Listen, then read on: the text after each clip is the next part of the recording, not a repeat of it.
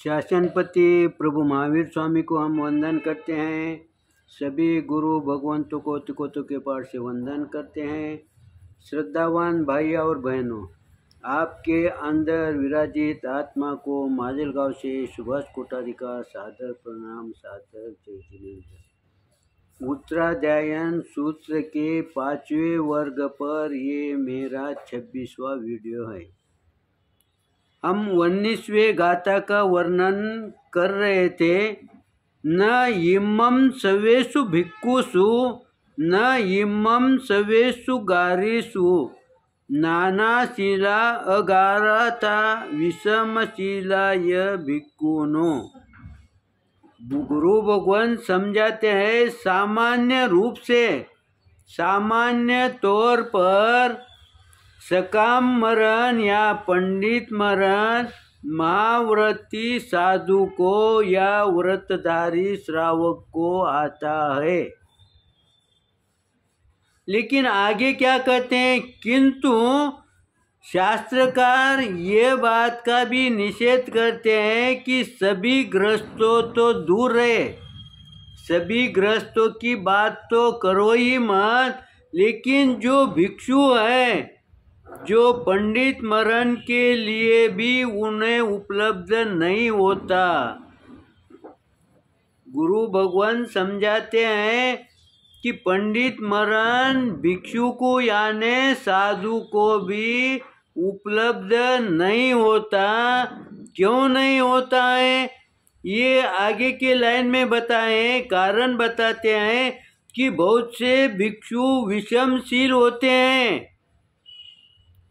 यानी बहुत से भिक्षु जो है वो इससे दूर रहते हैं, क्योंकि उनके पास अभी कषाय मौजूद है, उनके पास शल्य है। शल्य 3 प्रकार के हैं। किसी के पास तीनों शल्य होंगे, किसी के पास 2 होंगे, 1 होंगे, लेकिन शल्य से रहित बहुत ही कम साधु है।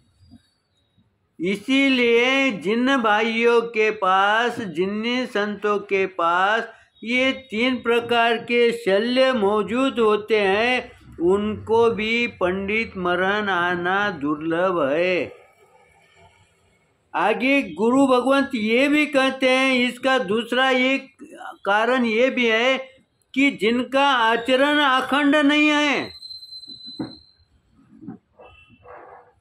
अब आचरण अखंड कैसा समझेंगे, लगातार आचरण, जैसा हमें गुरु भगवंत कहते हैं कि पाप लगातार होता ही है। जैसे कोई फसल के अंदर, खेती के अंदर जो घास फूस उगती है वो स्वाभाविक उग जाती है, उसके लिए कोई परिश्रम करना नहीं पड़ता। वैसा ही गुरु भगवान समझाते हैं कि पाप करने के लिए कोई परिश्रम नहीं करना पड़ता, वो भी ऑटोमेटिक है।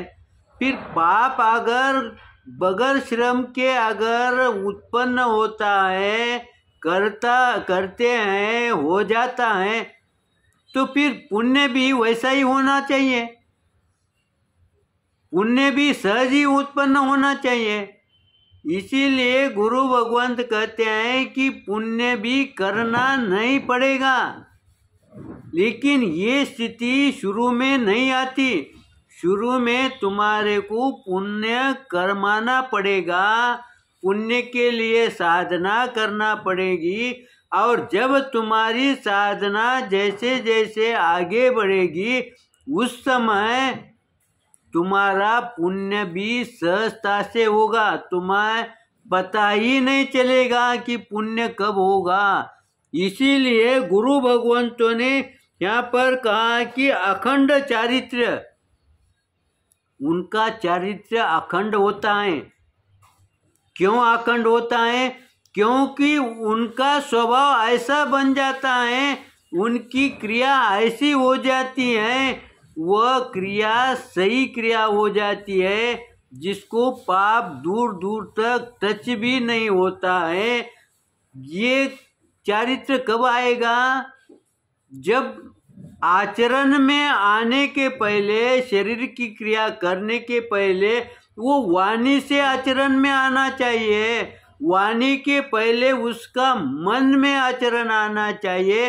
इसीलिए मन शुद्धि जरूरी है, मन निर्मल होना है। इसीलिए हमारे गुरु भगवंतों ने हमारी सामायिक की शुरुआत ही योग से की है। मन वचन काया, ये 3 योग जहाँ जुड़ते हैं वहाँ पाप रहो चाहे पुण्य रहो, ये होता ही है। इसीलिए जहाँ पर हमारा योग पुण्य से लगातार जुड़ेगा, उसके लिए लगातार आचरण करने की जरूरत नहीं है, वो हो ही जाता है। आगे गुरु भगवंत क्या समझाते हैं? कई साधु के मत क्या होते हैं? यम, नियम, व्रत या कंद मूल को जो आहार है वो भी करे तो भी। अब कोई यहाँ पर हमारे साधु का ही नहीं उदाहरण दिया है, कोई साधु, अब यहाँ पर अन्य मत के साधु भी आ सकते हैं जो कि कंद मूल को भी अपना आहार समझते हैं। लेकिन हमारे संत कंदमूल का आहार नहीं समझते, नहीं मानते हैं। लेकिन अन्य संप्रदाय के संत लोग इसे आहार मानते हैं, लेकिन वो आहार उचित नहीं है, उनकी मान्यता उचित नहीं है, ये गुरु भगवान समझाते हैं। ऐसे कई साधु इसे अपना पुण्य का कारण समझते हैं, ये भी उचित नहीं है। इसीलिए गुरु भगवान समझाते हैं, अतः इनमें अविकल चारित्र की संभावना न होने से, अविकल यानी लगातार इनका यहाँ उनका चारित्र को छेद बैठता है, खंडित होता है। इसीलिए उनका चारित्र लगातार चारित्र में नहीं आता है। इसीलिए इन्हें भी, ऐसे संतों को भी, अगर समझो उन्होंने पंडित मरण के पचकान लिए तो भी वो पंडित मरण नहीं होगा। इसीलिए पंडित मरण हम जो संतारा देते हैं, ठीक है तुम्हारा द्रव्य संतारा हो जाएगा, लेकिन भाव संतारे के लिए तुम्हारे को ये बातों का ध्यान होना जरूरी है। और अगर हमें इसका ज्ञान अगर होगा तो हम भविष्य में इसका ध्यान रखेंगे। अगर हमें ज्ञान ही नहीं होगा तो हम इसका ध्यान कैसा रखेंगे? इसीलिए गुरु भगवान समझाते हैं कि जैन गृहस्थों में भी जो देश विरति रूप चारित्र का अविकल्प रूप से नहीं पाया जाता, उन्हें भी ये संतारा नहीं आता है, क्योंकि उनकी भी एक रूपता नहीं होती है। इसीलिए कहीं कहीं गृहस्थ आश्रम में भी परिपालन करना भी, महाव्रत के भी, कहीं भी इन्हें सजग रहना पड़ेगा। जब तक तुम कोई भी क्रिया देखा देखी करते रहेंगे, शुरू में ठीक है, तुम वो मार्ग पे चलने के लिए द्रव्य सामायिक जरूरी है, देखा देखी करे तो चलेगा। लेकिन अगर तुम्हें उस साधना में अगर जुड़ना है, तुम्हारे अंतकरण से अगर हमें वो साधना में प्रवेश करना है, तो हमें इन बातों का ध्यान रखना पड़ेगा। कौन सी बातों का ध्यान रखना पड़ेगा? मेरे मन के अंदर संकल्प विकल्प न आए, किसी के प्रति द्वेष वृत्ति न आए, किसी के प्रति सूढ़ बुद्धि न आए। जब तक हमारे दिल में, मन में ये आएगा, तब तक सही फिर ये जाएगी कैसे? ये एक साथ नहीं जाएगी।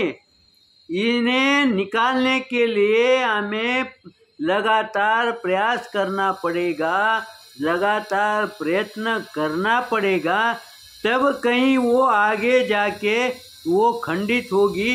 इसीलिए हमारे जो गुरु भगवंत है, जो हमारे आचार्य भगवंत है, उनके वाणी में, उनके चलने में, उनके बैठने में, बोलने में हर समय उनका आचरण झलकता है। इसीलिए उनके दर्शन करते के साथ हमारा मन शांत होता है। हमारा जो उद्विग्न मन है उसमें स्थिरता आती है, क्योंकि उनके दर्शन से हमारे आचरण पर भी वो प्रभाव गिरता है। इसीलिए उनके सानिध्य में अगर हम रहे तब वो बात हमें अवगत होगी। ऐसे संतों के सानिध्य में जब हम रहते हैं उस समय हम व्यवहार की बात न करें, और वो उसमें भाग लेते ही नहीं है, क्योंकि इस बात को वो जानते हैं। इसीलिए हमारे चिंतन के अंदर निश्चित रूप से कुछ गलत आया होगा तो आप क्षमा करेंगे, सही आया होगा तो लाइक करेंगे, शेयर करेंगे। इसी आशा के साथ ओम शांति।